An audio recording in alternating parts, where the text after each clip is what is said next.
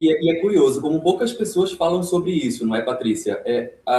Eu acho que o debate aqui no Brasil ele é muito focado nas questões domésticas, nas questões políticas. Óbvio que a política brasileira faz muito preço nos ativos de risco e sempre fez.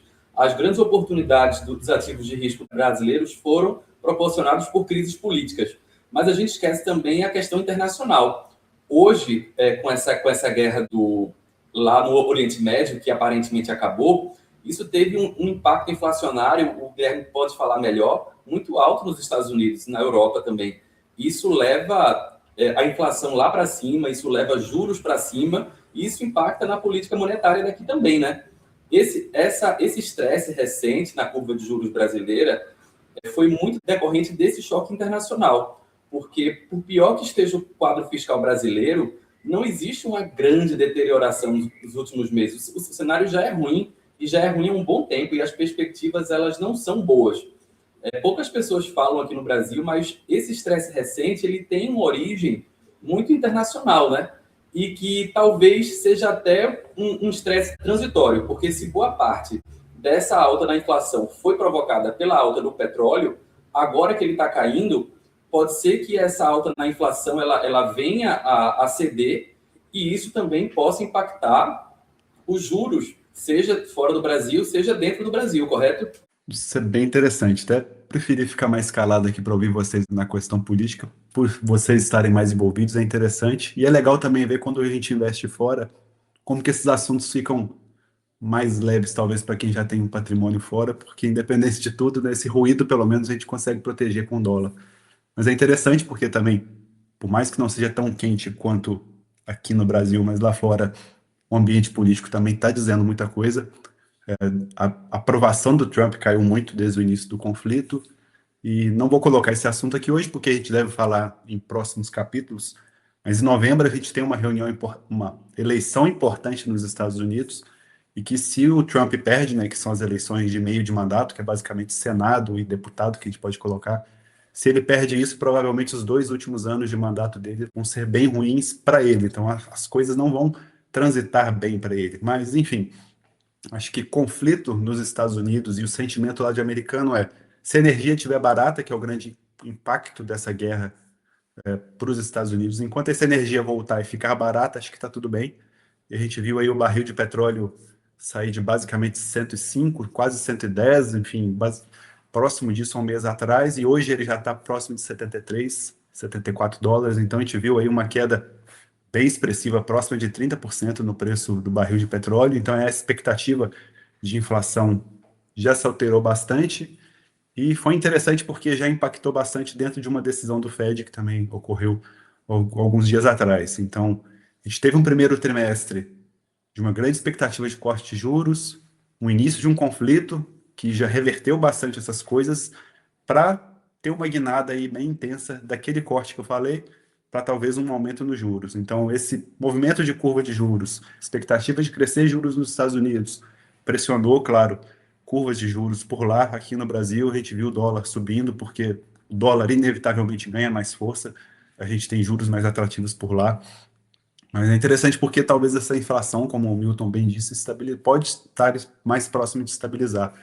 A expectativa antes do guerra, a gente tinha aí talvez uma inflação rodando a 2,8 nos Estados Unidos, pegando os indicadores que o próprio Federal Reserve utiliza um pouco mais para poder balizar sua política monetária, e já foi atualizado para algo mais próximo de 3,3. Então já é um aumento considerável. A gente pega aí mais um ano, com certeza, de uma inflação que vai gerar acima da meta do Federal Reserve, e provavelmente a gente vai ver uma inflação a 2, isso tudo caminhar muito bem, final de 27, talvez 28. Então, o Federal Reserve vai ter mais de 10 anos de inflação fora da meta. Então, isso acaba impactando bastante.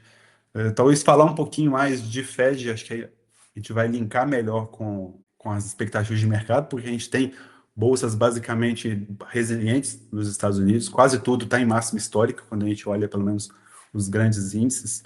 Então, fora isso tudo, né, todos esses temperos que tem tido de conflitos, a gente teve a mudança na cadeira do Federal Reserve, que foi muito importante, acho que não só pela decisão, mas é um marco mesmo para o próprio Banco Central. Então, já falando um pouco disso, Kevin Warsh assumiu, né, o Jerome Powell saiu, já é uma mudança bem importante, porque o Powell tinha uma conduta de muita comunicação, textos mais extensos, muito guidance, muita orientação para o mercado, e o Kevin Warsh já veio bem diferente.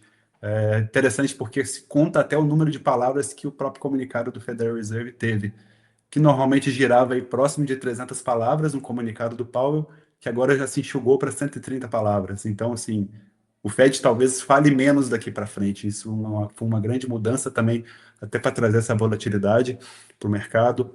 É interessante porque foi um dos pontos que o Kevin Warsh já destacou e criticou bastante a postura anterior, porque ele chamou o FONC, que é a decisão de juros, né, o Copom dos Estados Unidos, como um grande teatro. Acho que ele já fez uma crítica bem intensa, porque se fala muito, se promete muito, e no final das contas o Fed acaba tendo que entregar talvez resultados mais atrasados ou pontos que o mercado precisa para tentar talvez sustentar a alta, enfim, deixar a economia rodando. E falar muito para o Kevin Warsh talvez não seja um ponto que ele goste. Então, ele criticou bastante isso e falou que vamos fazer reuniões quando a gente precisar, quando eu tiver alguma coisa importante para falar, eu vou falar. Então, ele não vai querer ficar aparecendo, talvez, nesse grande teatro de uma forma que ele não queira. Interessante também porque a gente tem os dot plots, a gente tem as perspectivas todas dos membros do Fed que colocam essas indicações que a gente já viu, colocando essas expectativas de conflito, colocando mais inflação, colocando aumento de juros, e o Kevin Warsh não colocou esse voto dele. Então, todos os membros colocaram suas indicações, suas visões para os próximos meses, anos da economia americana, e ele falou, não, eu não vou colocar porque eu acho que está num momento muito incerto para poder colocar qualquer tipo de opinião, e tudo que a gente coloca aqui, a gente escreve a lápis, e um lápis com uma borracha muito grande. Então, ele foi bastante enfático com relação a toda essa questão de fala. Então, essa volatilidade que veio para o mercado foi por isso. A gente tem um Fed que vai falar menos nos próximos meses e próximos anos, com certeza. Então, a gente vai ter que se adaptar com relação a isso. Então, foi o grande destaque que eu indico aqui já nessa minha primeira fala para que está mudando a dinâmica como um todo aqui, tanto da visão americana e Brasil também. Ô, gente, mas deixa eu falar uma coisa.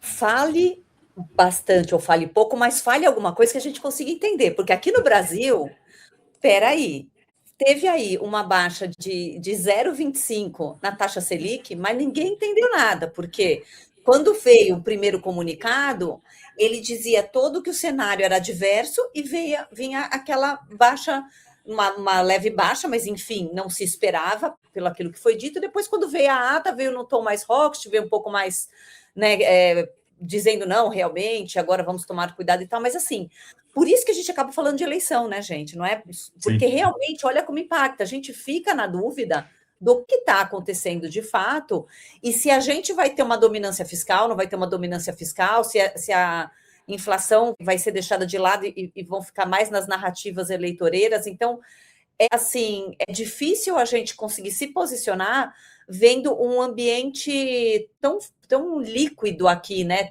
Tão dependente de vontades políticas. Até achei que o Milton ia falar alguma coisa. Quero te ouvir, Milton. Na realidade, eu ia perguntar para o Guilherme uma coisa, mas Lucas, você fala, depois eu falo. Tá, perfeito. Não, eu queria puxar só aqui um ponto do Guilherme sobre a queda do petróleo, né? Que ele falou muito bem, que foi uma queda assim que impressionou a velocidade, né? Então foi uma surpresa assim essa intensidade da queda do petróleo para todo o mercado. Acredito assim que ninguém esperava, os maiores especialistas assim que a gente acompanhava também do petróleo acreditava que seria difícil voltar para o patamar ali pré-conflito no curto prazo. E a gente já viu o petróleo aí atingindo cerca de $72 o barril do Brent, que é exatamente o nível ali do início do conflito, né, que a gente tinha ali no pré-conflito. Então, foi bem surpresa essa intensidade da queda do petróleo, que ainda acumula uma alta aqui de 20% no ano, mas já uma queda de 37% desde o pico, quando o Brent ali, o petróleo do tipo Brent, atingiu cerca de $115 o barril. E assim, a gente não esperava essa queda tão forte assim, rápida do petróleo, justamente pela questão de recomposição dos estoques globais, que os países, né, de forma estratégica deveriam fazer depois do conflito, né, de voltar a comprar petróleo, voltar ali a estocar esse tipo de produto que é tão importante, e isso traria uma demanda que iria sustentar os preços do petróleo em níveis mais elevados pelo curto a médio prazo. Isso junto com a questão dos danos que houve em infraestrutura ali na região. Então, foram danos assim que demoram meses, alguns até anos, né, para se recuperar totalmente, e isso daria ali um suporte nos preços do petróleo. Mas não foi isso que a gente aconteceu, então, de fato, surpreendeu o mercado a velocidade dessa queda do petróleo. Só queria destacar esse ponto mesmo ali para puxar da fala do Guilherme. Então, não, a gente até estava, até o Guilherme volta a falar aí, agora, né, e aqui eu fico pensando, né, porque o pessoal que está assistindo, a gente também fica pensando, mas e aí? A gente continua investido em petróleo, né? Acho que é uma coisa também interessante da gente pensar, né? Como a gente traz essa realidade, tanto internacionalmente, né? Porque, inclusive, lá fora também nós temos excelentes ações de petroleiras e outros ativos, né? Lá o mercado muito mais desenvolvido que aqui, mas assim, como trazer isso para a nossa realidade no investidor também, né?